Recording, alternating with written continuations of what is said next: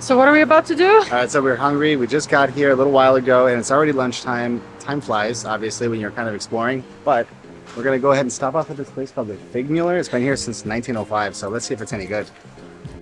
Definitely make sure to make reservations if you're coming here on the weekend. The menu had a lot of things, but we were focused on one, the schnitzel. So here we have the veal schnitzel, just to compare my hand. A salad, of course you want to be healthy. We got a little spritz, and that's Vernon's pork schnitzel. How big is that? Put your hand next to it. This is next to my face. This is next to my hand. I think it's big. Yeah, it's bigger than your head. Ridiculous. It smells really, really, really good. You gotta put very sensual music over that. Oh, there's sensual music going on in my head looking at this thing.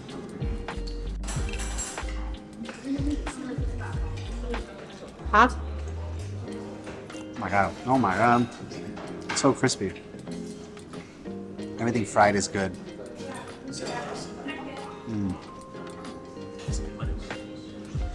So I already had my schnitzel, and that veal schnitzel is better than Vernon's pork schnitzel. I think it's just so smooth, you don't even have to chew it. But this is not a salad. I made a mistake. This is like a potato, roasted potatoes or boiled potatoes. It's like a salad still kind of, but they're like with pickled juice or something. Like something in there is like very vinegar tasting. I think it's the balsamic vinaigrette. Maybe. It's really good. It's very refreshing because you have like 5 pounds of fried meat on your plate, and this just kind of really cuts through that. A lot of times I think that I have really, really good luck with lines, and this is just an example of that. Look at that restaurant. There were so many tables free when I walked in, or when we walked in, but now I'm looking at it and there's a line of people waiting to be seated, so I guess we made good time. The city is so beautiful. Honestly, you can spend hours just walking around and admiring the beauty of Vienna.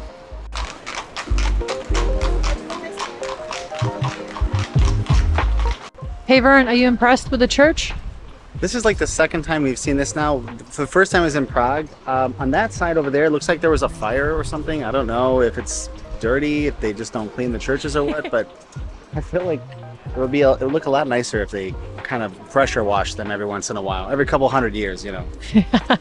The entrance to the cathedral is free, but if you want to see the catacombs or the towers, there's a small fee to pay. This place is just as beautiful on the inside as it is on the outside.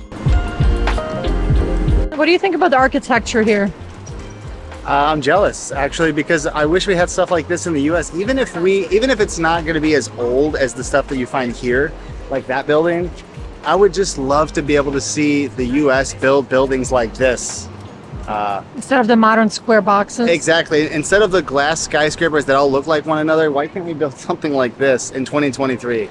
Which city so far that we've been to in Europe, though, do you think has your favorite architecture? So far, it's definitely a tie for this in Prague, but maybe I'm leaning towards this because the beautiful architecture like that isn't just in the old part of the city, it seems to be all over the city. Now it was time to try the world-famous Austrian dessert. We'll see if this is worth the wait. But the line's even longer now. So close, yet so far. So we just waited for 40 minutes in the hot Austrian sun for cake. But it's not just any cake, it's a world-famous cake. And I am very, very excited to try it. I'm not a huge sweets person, but apparently this is supposed to be like life-changing. We'll see. Also, the interior and the decorations of this place were phenomenal.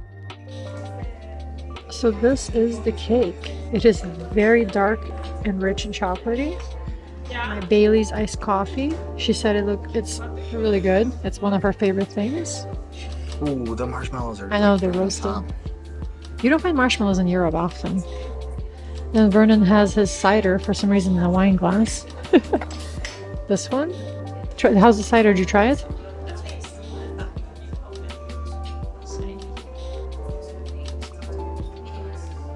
Oh, yeah.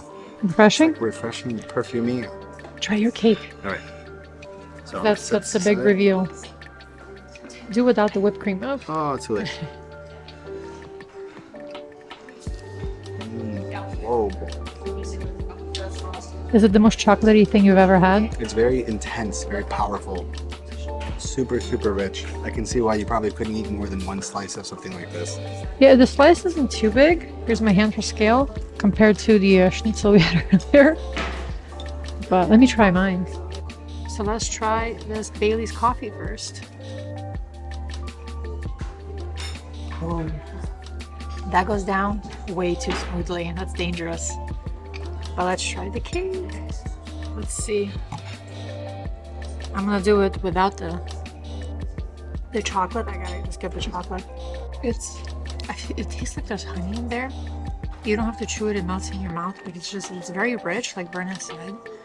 It is very, very perfumey. For a cake, you have to add this to your list if you're coming to Vienna. You have to. After the dessert, we decided to go to the park next door and walk it off. Even the trash in this park was well organized. It was really, really nice to hang out here with the locals. I think we're still in total shock, but good shock at how beautiful the city is. Hey, look, sorry to the people of Prague, but I think that Austria has you guys beat in terms of architecture, because it's literally like everywhere we go in the city, there's another building that just blows us away with its beautiful architecture. And all of these extremely ornate details in every part of the building, that's just like, what the hell? It's crazy. I think you can honestly spend probably a good day just walking around and enjoying this, because the views will not disappoint. So we were literally just talking about how this city would be perfect if it had some street food. And look what we found. A festival which they have street food. What do you think? I'm gonna check it out? Yeah, we didn't even plan on this. This is one of those things where when you're just wandering around the city aimless with no plan, you stumble upon these things and you just kind of go with your gut. I mean, I'm smelling something really good. Something that's crazy we've noticed living in Italy, Aperol costs here anywhere from 7 to 10 euro, which is crazy because where we live in Italy, Aperol is literally like 150 to 2 euro. So to me, it's insane to pay 6 or 7 euro for Aperol Spritz. Onions,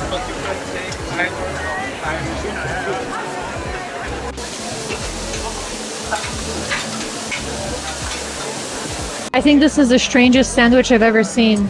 You know what it reminds me of? Breakfast sausages inside of a pita bread. That's basically what it is. Honestly, it's what it looks like.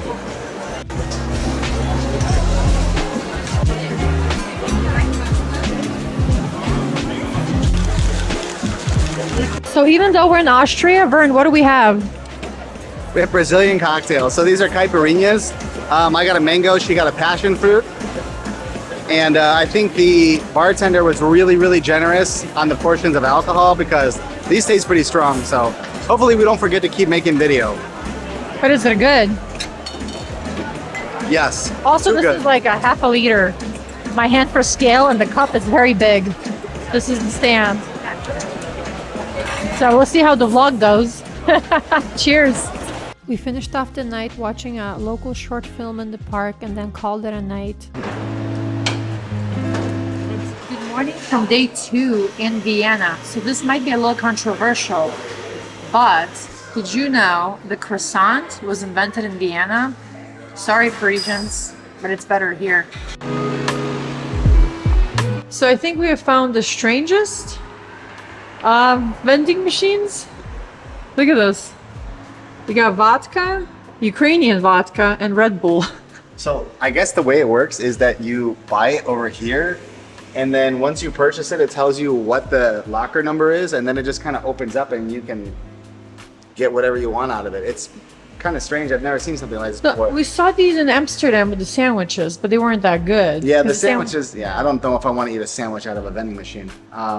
Wait, only in Japan. These aren't even like small bottles either. This is a full bottle of vodka just in there. Look at that one, Red Bull. Jaeger. There's like 6 cans of Red Bull and a bottle of Jaeger. Wow. Yeah, these people. A lot of these are empty too, so which tells you that somebody was busy last night. These people take their alcohol seriously, I guess. Seems like anywhere we turn in Vienna, it's just like a historic landmark.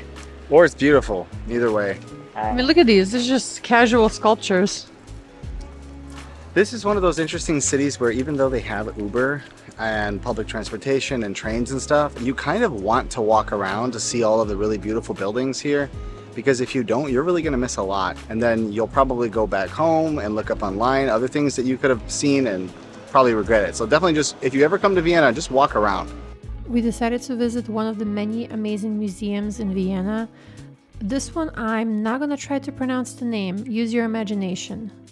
We loved looking at all of the artwork that museum has to offer, but I think, honestly, the highlight feature was the museum itself. So the most appropriate thing to do when you're in Vienna after an art exhibit is you go get Vietnamese food. And to be fair, we live in Italy and I don't think I've ever even seen a Vietnamese restaurant. And we love, especially these in the summer, spring rolls. If you've never tried these, you have to try these with the peanut sauce. And they have this soup called pho. It's a little too hot for it, but maybe next time when we come back, it's a little cooler. But Vietnamese food is amazing. We also wanted to visit Vienna because one of our favorite photographers, Steve McCurry, had an art exhibit of all of his most famous works. If you like travel and photography, I would highly recommend you check out his work. Travel, Vernon picks a thing to do, then I pick a thing to do. So we just went to the art exhibit. Now we're doing something I want. What is it, Vern? We'll see. We'll see if it's any good. What's the crypt? Let's see. The Imperial Crypt of Vienna. Honestly, the catacombs were a bit underwhelming. For the price you pay and what you get, I don't think it was really worth it. And of course, you know we had to check out another cafe in Vienna. Strudel and vanilla sauce, and this is the Mocha Amadeus. Mocha Amadeus. I totally keep forgetting that the city is Mozart. Maybe we should do some Mozart stuff. It's like one of the most important things to see while you're here in Vienna. We haven't even done that yet, which is go see Mozart's house. I mean, but we got the drink. I'll take the music. I'll pass on the apartment. I'm not really sure I want to do an apartment tour of like a composer. And went a little extra with his. I think it's as big as your head. Is it good? Dude, it's just like ice cream. It's ice cream. Oh. We continued our day with more sightseeing of historic buildings and churches. And you know you can't leave Vienna without stocking up on some of these amazing waffles. I made sure to get enough for the road back. Vienna truly surprised us, from the kindness of the people to the amazing architecture to the delicious food. We cannot wait to visit again.